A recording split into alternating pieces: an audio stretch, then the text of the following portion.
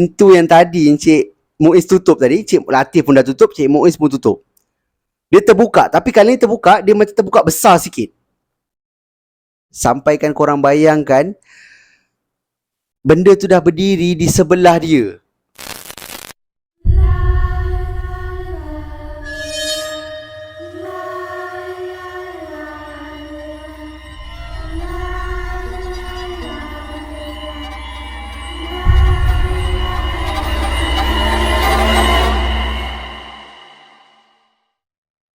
Hai, Assalamualaikum dan salam sejahtera. Welcome back to Sembang Kopi.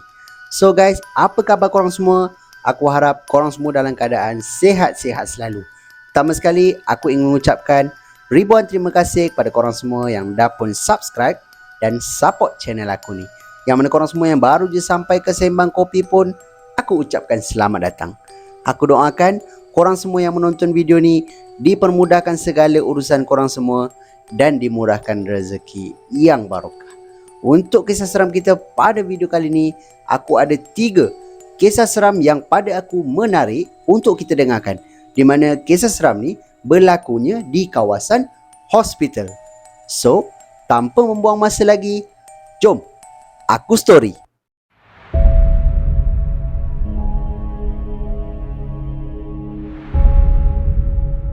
Okey. Untuk kisah seram kita yang pertama ni dikongsikan oleh pengirim kita yang bernama Encik Latif. Di mana Encik Latif ni pada waktu tu dia ni bekerja di salah sebuah hospital yang terletak di negeri Terengganu. Dan dia nyatakan juga di dalam email yang tugas dia di hospital ni sebagai pembantu di bilik mayat ataupun pembantu di bilik jenazah lah. Sedap kita panggil bilik jenazah lah Jadi pada hari kejadian seram ni berlaku, Encik Latif ni dia ni bertugas pada waktu malam ataupun shift malam lah dengan beberapa orang staf yang lain. Dan salah seorang staf yang dinyatakan di dalam email adalah Encik Muiz. Di mana Encik Muiz ni adalah salah satu staf yang lama, paling lama lah ataupun senior daripada kalangan staf dekat situ. Jadi dia paling lama lah. Dan Encik Latif ni pula baru sebab dia ni sebelum tu di bahagian lain. Dan dia ni ditukarkan ke bahagian tu baru je waktu tu. And then pada mulanya Encik Latif ni minta kepada Encik Muiz ni tunjuk ajarlah cara untuk key in data ataupun kemaskini data ataupun maklumat keluar masuk jenazah yang ada dekat dalam penyimpanan diorang lah. Jadi Encik Muiz ni kata okey lah, tak ada hal kan, lagipun budak baru dia boleh je ajar sebab dia orang lama kan. Jadi Encik Muiz kata lepas saja waktu makan nanti aku akan ajar kau lah cara dia macam mana. So dalam pukul 10 lebih macam tu, lepas je Encik Latif ni makan, Encik Latif dengan Encik Muiz ni pun berjalan menuju ke kaunter lah. Ada kaunter depan dekat kawasan bilik jenazah ni. Jadi Encik Muiz ni cakap, Tip kau masuk dulu, kau bawa pen dengan orang kata macam file keras lah, macam alas tu kan untuk dia tulis. Jadi dia yang Encik Muiz pula akan ambil beberapa form untuk dibawa ke dalam untuk Encik Latif ni tulis lah. Jadi Encik Latif masuk dulu ke salah satu bilik penyimpanan jenazah ni. Sampai je ke bilik tu, dalam bilik ni ada lebih kurang 9 ataupun 10 macam tu lah kotak penyimpanan jenazah yang sejuk tu. Jadi Encik Latif ni masuk, and then dia pun letak file dengan pen dia di atas meja. Dalam bilik tu memang ada orang kata whiteboard, ada macam senarai apa-apalah macam tu lah. Jadi Encik Latif ni kata waktu dia tengah tunggu Encik Muiz ni, dia terperasan yang salah satu pintu kotak penyimpanan jenazah ni tak rapat. Jadi dia kata lah tutup tak rapat ke, dia cakap kan. Dia pun pergi, dia tutup lah bagi rapat kan. Dia dah rasa benda tu dah rapat dah. Jadi dia pun pergilah balik ke meja.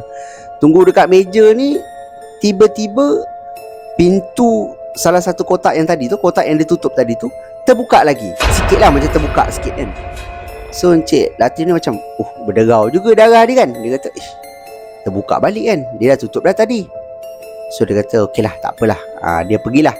Dia pun pergi, dia pun tekan kuat sikit lah bagi tutup kan. Jadi waktu dia tekan tu, boom, Encik Muiz sampai. So Encik Muiz ni cakap lah, kenapa kau buka ke? Dia kata tak adalah. Dia pun pergi ke arah meja. So Encik Muiz ni pun pergilah ke meja yang dia orang nak tulis ni kan. Jadi Encik Muiz ni tengok muka Encik Latif ni macam dah lain kan. Dia pun cakap, okey tak Latif? Dia cakap okey. Tadi aku masuk, ada salah satu pintu ni, pintu yang tu, kotak tu. Lepas tu Encik Muiz pun pandang. Okey, kotak tu tak rapat. Aku pun tutup lah. Lepas tu aku tengah tunggu kau ni, tiba-tiba pintu tu terbuka sikit kan, terbuka lagi. Lepas tu Encik Muiz ni cepat dia potong tau. Dia kata, tak adalah, pintu-pintu kotak-kotak ni semua dah lama. Jadi kalau kita tutup tak rapat, memang boleh terbuka sendirilah. Dia kata, tak ada apalah tu, kau tak payah fikir. Dia cakap macam tu.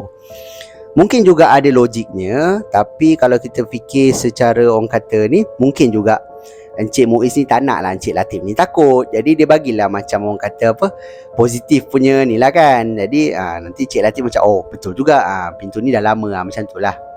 Jadi Encik Latif dengan Encik Muiz ni pun start lah menulis apa semua. Encik Muiz pun ajar, okay, kau kena ambil ini, ambil maklumat ni, tulis kat sini, macam tu kan. Waktu dia tengah ajar tu, pintu yang tadi yang Cik Latif cerita tadi terbuka lagi. Macam tu tau. Jadi Encik Muiz ni dia macam tengok lah, terbuka kan. Jadi Encik Latif ni pun tengok. Kali ni Encik Latif ni kata dia dah lagi takut sebab dah kali keberapa terbuka. Jadi Encik Muiz pun pergi ke arah pintu tu. Lepas tu dia pun tolak kuat, pum kan, tutup. Lepas tu dia kata, engkau lain kali nak tutup kena tutup kuat sikit macam ni. Tutup macam ni. Sebab kalau kau tutup tak rapat, macam tadi kau tutup tu mesti tak rapat. Sebab tu dia terbuka lagi, dia kata. Okay, Cik Latif dia macam okey lah, dah mula tak senang duduk tau. Okey lah, dah berapa kali dah terbuka dia kan. Tapi sebabkan ada orang lama, jadi dia tak adalah takut. So dia pun pergi ke arah meja. Lepas tu Encik Latif pun berdirilah untuk pergi ke salah satu kotak tu untuk ambil nombor dan sebagainya. Waktu diorang tengah jalan ni, tiba-tiba pintu yang tadi Encik Muiz tutup tadi, Cik Latif pun dah tutup, Cik Muiz pun tutup. Dia terbuka, tapi kali ni terbuka, dia macam terbuka besar sikit. Masa tu Encik Latif ni tengah pegang file ni, berlari dia keluar, pergi menuju ke orang kata front desk kan, ataupun kaunter yang ada dekat bilik jenazah tu. Berlari lah dia, lepas tu dia tengok kat belakang tak ada orang kan. So dia pun kata, Bang Muiz, dia cakap tu. Lepas tu yang Muiz ni pun keluar daripada bilik jenazah tu, pergi dekat ke arah Encik Latif ni. Kenapa kau lari? Dia cakap macam tu. Tadi kan pintu tu terbuka, terkejut saya bang, saya pun terus lari je, dia kata kan. So Encik Muiz cakap, tak ada apalah, tadi memanglah terbuka, tapi tak payahlah kau lari kau ni. Kalau yang duduk dengan kau ni orang baru, aku rasa korang dua-dua lari, dia kata. Wah abang steady abang tak takut pun, dia cakap tu kan. Alah aku dah lama sangat lah dekat sini, dah biasa dah benda-benda macam ni. Dah jom dia kata macam tu kan. Lepas tu pergilah menuju ke bilik tadi. Sampai je depan pintu bilik jenazah ni, Encik Latif dengan Cik Muiz ni tengok ke kotak yang tadi kan, yang terbuka pintu dia tu. Pintu dia dah tertutup rapat lah. Jadi Encik Latif ni cakap, bang, abang tutup ke tadi? Dia cakap macam tu. So Encik Muiz cakap, aku tak ada pula tutup tadi, aku pergi ke arah kau kan, aku terus pergi ikut kau. Dia cakap macam tu. Alah biarlah, tak payah pergilah, nantilah kita belajar, nantilah aku ajar kau. Dia cakap macam tu kan. So Encik Latif ni macam, abang relax je bang kan, saya dah derau dah darah saya, mengemang bulu roma saya. Dia cakap macam tu. Dah jom. Tak payah fikir. So kisah dia pun habis dekat sini. So Encik Latif kata malam tu memanglah dia tak adalah macam orang kata gangguan-gangguan yang nampak ke apa, tak ada. Cuma Encik Latif kata dalam tu ada jenazah. Jadi sekali dua dia okey lagi, tapi bila dah beberapa kali terbuka sendiri, cuma yang kali terakhir tu terbuka, satu lagi dia terbuka tu bukan terbuka sikit, terbuka macam ada orang tolak. Macam tu. Itu yang Encik Latif terus lari. Dan ini salah satu pengalaman dia lah masa dia awal-awal jaga. Dan sekarang ni dia dah duduk jaga dekat bilik jenazah tu dah hampir 2 tahun. Encik Latif ni kata dia pun dah, orang kata tak adalah perasaan takut ke apa. Cuma itulah pengalaman yang dikongsikan oleh pengirim kita ni yang bernama Encik Latif.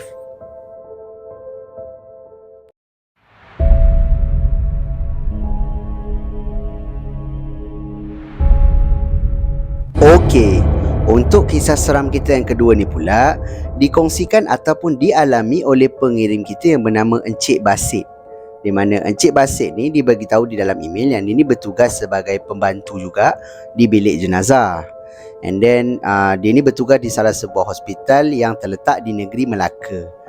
Dan Encik Basit ni bagi tahu pada hari kejadian seram ni berlaku, Encik Basit ni kena berhadapan dengan satu situasi di mana dia kena menguruskan satu jenazah yang meninggal akibat kemalangan jalan raya dan kemalangan motosikal lah, senang kita cakap. And then keadaan jenazah tu memang teruk lah, daripada segi kepala, kecederaan di kepala paling teruk. Jadi adalah postmortem dan sebagainya. And then sampailah ke bahagian Encik Basit ni untuk uruskan, untuk masuk ke kotak penyimpanan jenazah. Sebab jenazah ni Encik Basit kata kemungkinan orang ni orang luar ataupun foreigner lah. Sebab tak ada pun kad pengenalan diri ke dan sebagainya. Jadi tak ada orang tuntut. Jadi Encik Basit ni kata sampai je dah settle semua, sampai saja dekat bahagian dia untuk dia uruskan lah. Dia uruskan berdua dengan kawan dia. Jadi uruskan apa semua untuk masuk dalam peti jenazah ni. Tiba-tiba ada satu waktu tu Encik Basit kata ada satu barang ataupun alatan yang perlu digunakan tak ada dekat situ. Waktu tu dia orang dah check dah, sepatutnya ada lah barang-barang tu, Encik Basit kata. Tapi nak jadikan cerita, waktu tu salah satu alatan tu tak ada. Jadi kawan Encik Basit ni pergilah ambil kan. Jadi tinggallah Encik Basit ni dengan jenazah tu je. Jadi Encik Basit kata sementara nak menunggu ni, Encik Basit buatlah kerja lain dulu kan, ambil apa semua. Lepas tu tiba-tiba lampu di bilik jenazah ni macam berkelip tau, macam ada gangguan daripada segi macam elektrik lah kot. Jadi Encik Basit macam merasa benda tu janggal lah, sebab tak pernah berlaku. Biasanya elok je kan, tapi dia macam kelip-kelip. Lepas tu Encik Basit ni macam tergerak hati untuk tengok ke arah jenazah ni. Mengejutkan apabila korang bayangkan dia pandang ke arah jenazah tu. Jenazah yang tengah pejam ni tadi tengah tegak je kan, tiba-tiba matanya terbuka, tengok ke arah Encik Basit ni. Sekelip mata dia tengok kan, jenazah tu tengah tengok dia. Apa lagi ke belakang lah Encik Basit kan, terkejut. Dia macam terkejut, astagfirullahalazim macam tu, terkejut kan. Lepas tu dia pandang ke arah pintu, kawan dia sampai, bawa lah barang yang nak digunakan tu. Jadi Encik Basit ni tengok kawan dia dah sampai kan. Jadi kawan dia kata, kau kenapa? Dia kata, tadi dia nak tunjuk ke arah jenazah tu kan. Jenazah tu pandang dia kan, jenazah tu elok je sebenarnya. Pejam mata Encik Basit kata.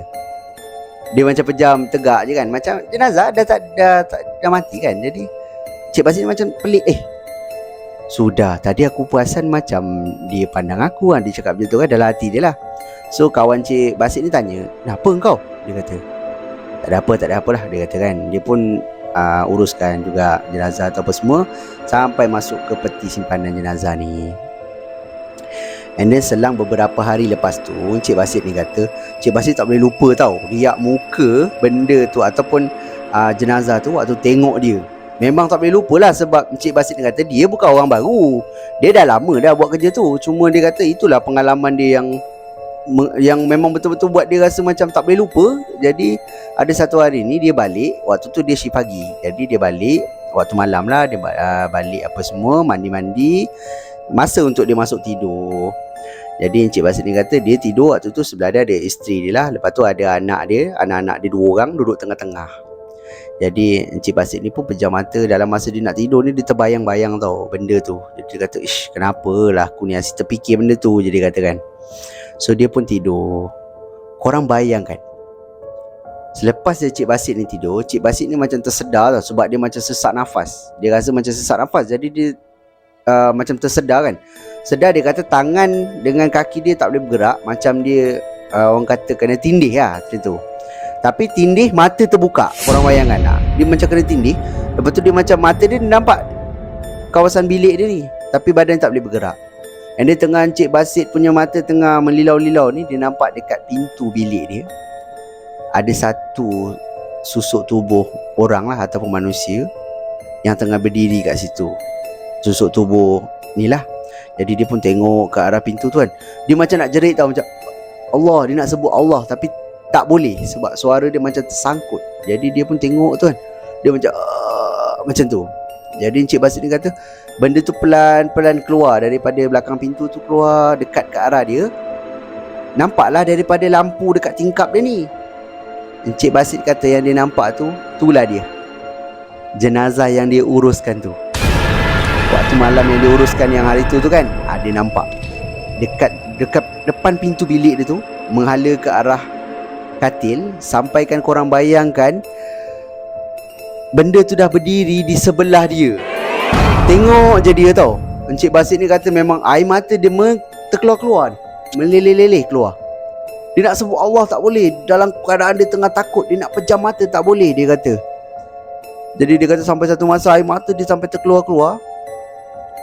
And then dia cuba juga Allah, Allah, Allah. Sampaikan satu masa dia dapat pejam mata, tangan dia boleh bergerak dengan kaki dia boleh bergerak.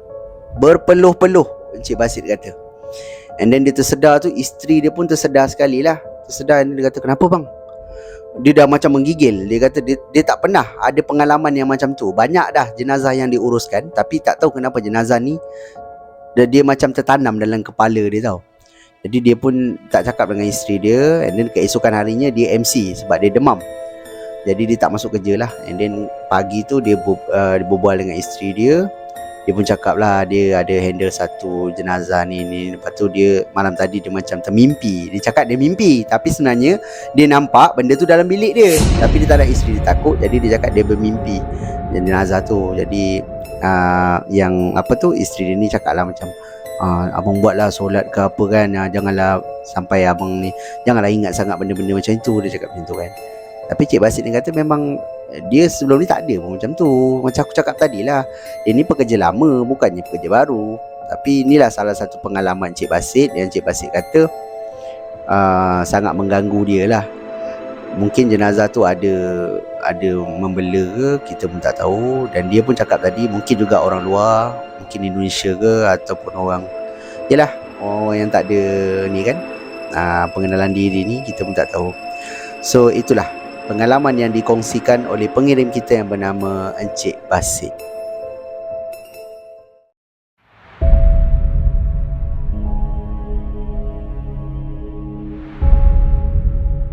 Okey, untuk kisah seram kita yang terakhir ni bukanlah kisah yang dikirimkan kepada aku melalui email ataupun telegram. Ia hanyalah kisah pengalaman yang aku sendiri lalui, gangguan ketika berada di kawasan hospital lah.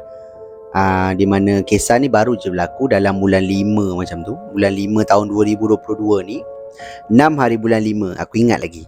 Sebab tarikh tu anak aku yang sulung lahir, di mana isteri aku bersalin di Hospital Sungai Buloh yang terletak di Selangor. So isteri aku waktu tu bersalin dalam pukul 7.20. Selamat je melahirkan, aku pun keluar daripada bilik bersalin tu menuju ke front desk lah, kaunter di bahagian depan. Dan aku pun berjumpa dengan nurse kat situ. Aku pun tanyalah, ada apa-apa lagi ke kan?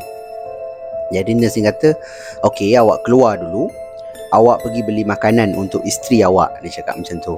Kejap lagi awak datang balik, saya akan bagi dekat awak uri anak awak. Dia cakap macam tu. Saya pun, saya pula dah, aku pun keluarlah, pergilah menuju ke kedai kan. Carilah kedai makan dekat area situ, area Sungai Buloh tu. And then aku jumpalah kedai. Aku beli, waktu tu ada beli bihun sup, tak silap aku. Aku pun beli bihun sup, aku bawa makanan tu pergi ke hospital balik lah. Sampai ke hospital, dekat front desk tu aku bagilah makanan tu dengan handphone isteri aku. Sebab waktu aku masuk bilik bersalin tu, isteri aku tengah contraction kan. Jadi handphone tu dekat sebelah kepala dia, dekat bantal tu. Jadi aku takutlah jatuh ke bawah. Aku pun ambil masuk dalam poket. Sekali aku terbawa sekali kan. Jadi aku bagilah handphone dengan makanan tu sekali, tulis nama dan sebagainya untuk bagi isteri aku lah. Dan aku pun diberikan satu beg kecil yang dalam dia ada uri anak aku. Aku tengok beg tu memang kalis air lah, kalis bau pun iya juga, sebab dia dah memang seal kan. Jadi aku pun cakap, ada apa lagi? Tak ada, dah boleh balik. Sebab lepas tu, daripada tu mungkin ada lagi lah, doktor akan update lagi lah lepas tu. Jadi aku pun okey lah, keep in touch dengan wife aku je lah by WhatsApp kan. Jadi aku pun bawa uri tu menuju ke tempat aku parking kereta. Aku parking kereta waktu tu dekat dengan kawasan emergency. Siapa yang pernah pergi hospital Sungai Buloh dia mesti tahu. Kawasan emergency, bawah dia memang ada parking. Banyak kosong waktu tu kat situ je. Jadi aku pergilah kat situ, parking kat situ kan. And then belah bawah emergency ni, dia adalah kawasan bilik jenazah tau. Sebab macam mana aku tahu, sebab sebelum ni aku pernah pergi kat situ. Aku ambil, waktu tu aku pergi sebab nak ambil kaki arwah atuk aku. Arwah atuk aku ni kencing manis. Jadi aku pernah ambil lah kaki dia tu dekat bawah tu. untuk ditanam dekat tanah perkuburan di Kuang. Jadi sebab tu aku tahulah bawah tu bilik jenazah. Jadi aku pun jalan pergi ke arah kereta. Tak ada fikir yang bukan-bukan pun. Tak ada fikir hantu ke apa, tak ada. Waktu tu pukul 7 lebih kan, dekat pukul 8 maghrib lagi lah. Jadi aku pun sampai kat kereta. Aku pun masuk kereta. Tangan aku menggigil ni. Sebab yelah tak ada pengalaman. Teman isteri bersalin kan. Jadi aku macam, tangan aku macam menggigil lah, seram sejuk kan. Aku pun turunkan tingkap. Aku pun sebab aku turunkan tingkap tu sebab aku nak memandu sambil vaping lah. Aku vaping kan. Jadi aku tengah vape tu kan, tengah tenang-tenangkan diri tu sebelum aku nak mulakan perjalanan aku. Tiba-tiba ada satu bau yang busuk ataupun hanyir lalu dekat hidung aku. Bau tiba-tiba sampai tau. Jadi aku cakap, bau apa ni? Aku cakap, bau uri anak aku ke, tumpah ke, ada apa ke kan. Jadi aku pun angkatlah beg tu. Tak ada pula nampak ada darah keluar ke, tak ada pula. Bau apa ni? Kuat betul. Kuat weh. Bau dia bukan bau yang macam bau sampah tu. Bukan. Dia bau yang memang menusuk hidung tau. Sampai aku rasa nak muntah pun ada. Jadi aku cakap, bau ni daripada mana kan? Aku pun cari bau tu. Aku pergi ke arah tempat duduk sebelah lah, tempat duduk penumpang kan. Aku pun angkat beg tu, aku bau beg tu kan. Tapi bukan bau daripada beg tu. Aku cakap, beg ni tak ada pula baunya. Daripada mana? Aku pun ikut bau tu. Bau tu bawa aku pergi dekat tingkap sebelah aku ni, sebelah kiri aku ni kan. Tingkap sebelah kiri aku terbuka dengan kanan aku kan. Sebelah kiri aku ni terbuka. Jadi aku bau kan. Sampai dekat kawasan tingkap tu memang kuat gila. Aku cakap, masa tu aku dah rasa seram sejuk tau. Seram sejuk yang teman isteri bersalin satu hal. Bau tu pula. Aku cakap, bau apa ni? Aku pun tutup tingkap kan. Aku terus mulakan perjalanan aku untuk menuju balik lah. Dalam perjalanan aku ni aku risau juga, ada yang tumpang ke apa kan. Tapi tak adalah, alhamdulillah. Sampai selamat dekat rumah parents aku. Aku pun basuh apa semua, lepas tu tanam lah macam biasa. Cuma sampai sekarang lah aku terfikir kan, bau tu kuat daripada tingkap. Tapi bau tu bau apa? Macam bau bangkai pun ada. Cakap, bau tu bau apa? Adakah waktu tu ada sesuatu yang berdiri dekat sebelah tingkap, sebelah tingkap kereta aku tu? Ataupun ada sesuatu, aku terfikir satu benda je. Sekarang lah kalau aku terfikir kan, satu benda je. Kalau lah mata aku ni boleh nampak benda-benda macam tu, adakah aku akan nampak ada satu kepala yang duduk dekat tingkap tu tengah tengok aku, ataupun tengah tengok uri anak aku ke? Seram siap.